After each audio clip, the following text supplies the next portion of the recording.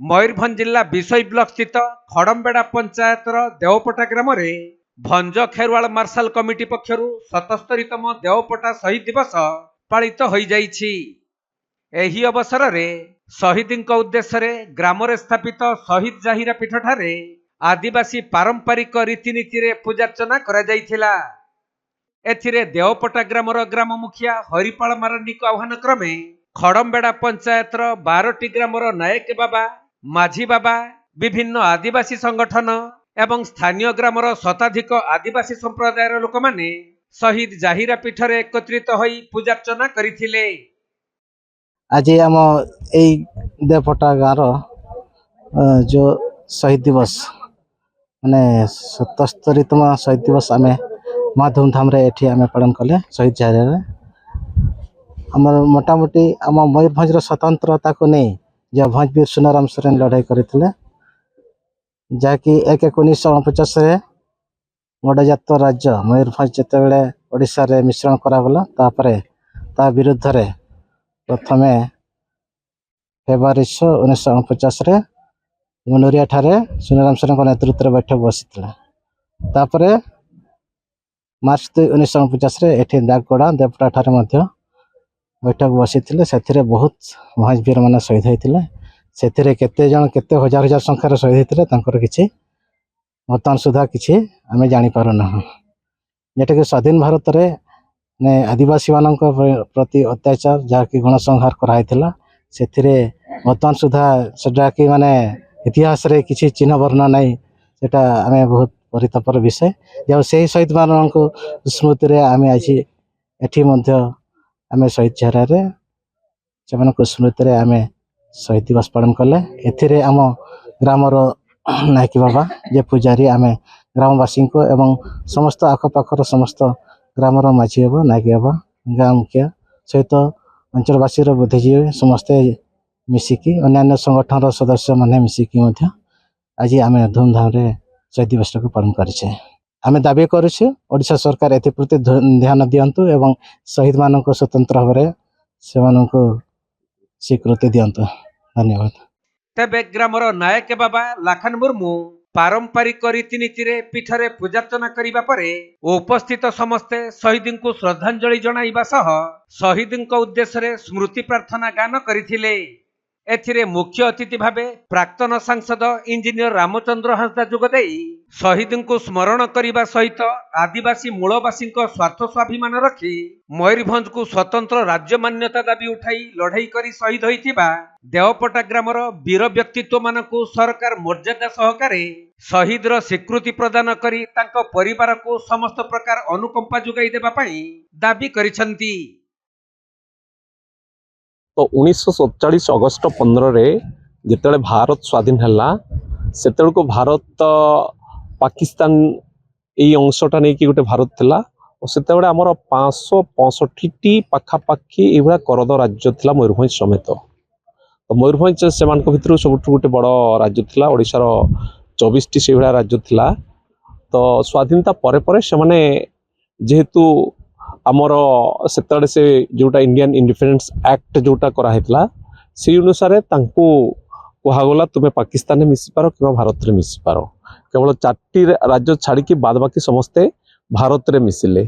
तो से समय जिते आमर 1948 अक्टोबर मसरे मयूरभंजटा आम भारत सहित मिसीला सेटा नहीं कि जोटा मिश्रण चुक्ति होता आम केंद्र सरकार सहित। तो से अनुसार जेहेतु ये छोटिया राज्य गोटे स्वतंत्र जिला हिसाब से रहू बोली केंद्र सरकार चाहूला किंतु एठाकार आदिवासी मूलवासी लोक मैंने मुख्य भाव से चाहूले ना यहाँ स्वतंत्र राज्य होकि ही रहू। कारण आमर जिते राजा राजुड़ा शासन समय ମୟୂରଭଞ୍ଜର ବିଭବ ମୟୂରଭଞ୍ଜର ଉନ୍ନତି ସେତେବେଳେ ମାନେ ପରାକାଷ୍ଠାରେ ଶିଖର ସୀମାରେ ପହଞ୍ଚିଥିଲା। ତେଣୁ ସେମାନେ ଚାହୁଁଥିଲେ ସେଇଭଳିଆ ଧରାଯାଉ ଯଦି ମୟୂରଭଞ୍ଜ ସ୍ୱାଧୀନତା ପରେ ଆମର ସ୍ୱତନ୍ତ୍ରତା ଯଦି ସ୍ୱତନ୍ତ୍ର ଭାବରେ ଯଦି ହେଉଛି ଭାରତ ସହିତ ମିଶିବ ଏଟା ତ ନିଶ୍ଚିତ, କିନ୍ତୁ ଏଟା ମାନେ ଓଡ଼ିଶା କିମ୍ବା ବିହାରରେ ନ ମିଶି ଏଟା ସ୍ୱତନ୍ତ୍ର ରାଜ୍ୟ ହିସାବରେ ମିଶୁ। କିନ୍ତୁ ପରବର୍ତ୍ତୀ ସମୟରେ କେନ୍ଦ୍ର ସରକାରର ଯେଉଁ ନୀତି ଅନୁସାରେ ଏଟାକୁ ଯେଉଁଟା ଜିଲ୍ଲା ହିସାବରେ କରାଗଲା ଏବଂ ଏଟା 1949 ଜାନୁଆରୀ 1 ତାରିଖ ଦିନ ଓଡ଼ିଶାରେ ମିଶିବା ପାଇଁ ସିଦ୍ଧାନ୍ତ କରାଗଲା। ସେଇଟା ନେଇକି ଏଠାକାର ଆଦିବାସୀ ମୂଳବାସୀ ଲୋକମାନେ ମୁଖ୍ୟ ଭାବରେ ସେମାନେ ଟିକେ କହ ପ୍ରକାଶ କରିଥିଲେ ଏବଂ ସେଇଟା ନେଇକି ବେଶୀ ଭାବରେ ସେମାନେ ବିଦ୍ରୋହର ସୂତ୍ରପାତ ମଧ୍ୟ ହେଇଥିଲା ଏବଂ ସେଇ ବିଦ୍ରୋହର ସୂତ୍ରପାତ ସ୍ୱରୂପ ଏଇଠି ମଧ୍ୟ ଏଠି ଘାଟିଟାକୁ 1949 ଫେବୃଆରୀ ମାସରେ ଏଠି ମାନେ ଫେବୃଆରୀ ମାସରୁ ଏଠି ଗୋଟେ ଧରାଯାଉ ଏମାନେ ଜାମ୍ କରୁଥିଲେ ଇତ୍ୟାଦି କରୁଥିଲେ, ମାନେ ବ୍ଲକେଟ୍ ଟାଇପ୍ର କରୁଥିଲେ।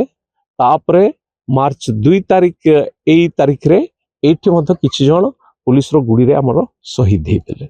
ତେଣୁ ସେଇ ଯେଉଁ ମାଟି ପାଇଁ ସଂଗ୍ରାମ କରୁଥିବା ଯେଉଁମାନେ ଶହୀଦ ହେଇଛନ୍ତି ସେମାନଙ୍କୁ ସ୍ମରଣ କରିବା ପାଇଁ ଏଠିକାର ଯେଉଁଗୁଡ଼ା ଆମର ଦେଓପଟାର ଯେଉଁ ଶହୀଦ କମିଟି ଅଛି ସେଇ ତରଫରୁ ଭଞ୍ଜ କେରଳ ମାର୍ଶାଲ କ୍ଲବ ମଧ୍ୟ ପରବର୍ତ୍ତୀ ସମୟରେ ଗଠନ କରାଯାଇଛି। ସେ କ୍ଲବ ତରଫରୁ ଆମର ଶହୀଦମାନଙ୍କୁ ସ୍ମରଣ କରିକି ପୂଜା ଅର୍ଚ୍ଚନା କରିବା ସହିତ ଆମର ସାଂସ୍କୃତିକ କାର୍ଯ୍ୟକ୍ରମ ମଧ୍ୟ ରହୁଛି। ଏଇ ପାଖାପାଖିରେ ଯେତିକି ବି ଅଛନ୍ତି ଆମର ଆଦିବାସୀ ଗାଁ ମୁଖିଆ ମାଝି ପାରଗାନା ଇତ୍ୟାଦି ସେମାନେ ମଧ୍ୟ ଏଠି ଆସିକି ସହଯୋଗ କରନ୍ତି ଏବଂ ସେମାନେ ଏଇ ପୂଜା ଅର୍ଚ୍ଚନାରେ ମଧ୍ୟ ଅଂଶଗ୍ରହଣ କରନ୍ତି। ତ ଗୋଟେ ଜିନିଷ ହେଲା ବର୍ତ୍ତମାନ ପରିପ୍ରେକ୍ଷୀରେ ଯେଉଁଟା ଆମର ରାଜ୍ୟ ସରକାର ମଧ୍ୟ ଅତି ଦିନରେ ମୁଁ ଯେତେବେଳେ ବିଧାୟକ ଥିଲା ବେଳକୁ ଏଇଟାକୁ ନେଇକି ମୟୂରଭଞ୍ଜ କେଉଁଝର ଆଦିବାସୀ ଅଧ୍ୟୁଷିତ ଅଞ୍ଚଳକୁ ନେଇକି ଯେଉଁଟା ସ୍ୱତନ୍ତ୍ର କାଉନସିଲ ଗଠନ କରିବା ନେଇକି ଯେଉଁ ଦାବିଟା ରଖିଥିଲି ଏଇ ସରକାର କିଛି ଭାବରେ ସେଟାକୁ ଗ୍ରହଣ କରିବା ସ୍ଥିତିରେ ଅଛନ୍ତି, କିନ୍ତୁ ବର୍ତ୍ତମାନ ସୁଦ୍ଧା ସଠିକ ଭାବରେ ସେ ଗ୍ରହଣ କରୁନାହାନ୍ତି। ମୁଁ ଆଶା କରିବି ଏଇ ଅଞ୍ଚଳର ଯେଉଁଟା ପାଇଁ ଧରାଯାଉ ସେମାନେ ଶହୀଦ ହେଇଛନ୍ତି ସେ ସରକାର ଯଦି ବାସ୍ତବରେ କ୍ଷମତା ସମ୍ପନ୍ନ କାଉନସିଲ ଏଇ ଆଦିବାସୀ ଅଧ୍ୟୁଷିତ ଅଞ୍ଚଳ ଉତ୍ତର ଓଡ଼ିଶାର ଆଦିବାସୀ ଅଧ୍ୟୁଷିତ ଅଞ୍ଚଳକୁ ନେଇକି ଯଦି ତିଆରି କରିବେ ତାହେଲେ ନିଶ୍ଚିତ ଭାବରେ ଏଇ ଶହୀଦ ମାନଙ୍କର ମାନେ ଆଶା ଆକାଂକ୍ଷା ଯେଉଁଟା ସେଟା ପୂରଣ ହେଇପାରିବ ବୋଲି ମୁଁ ଭାବୁଛି।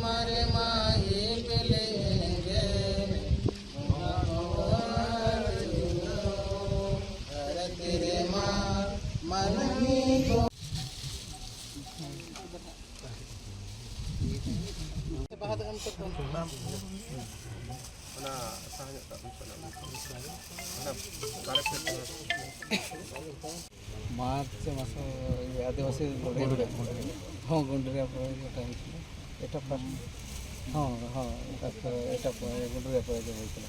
ମୟୂରଭଞ୍ଜ ଜିଲ୍ଲା ରାଇରଙ୍ଗପୁରରୁ ସୁନୀଲ କୁମାର ମହାପାତ୍ରଙ୍କ ରିପୋର୍ଟ, କୋଣାର୍କ ଲାଇଭ୍।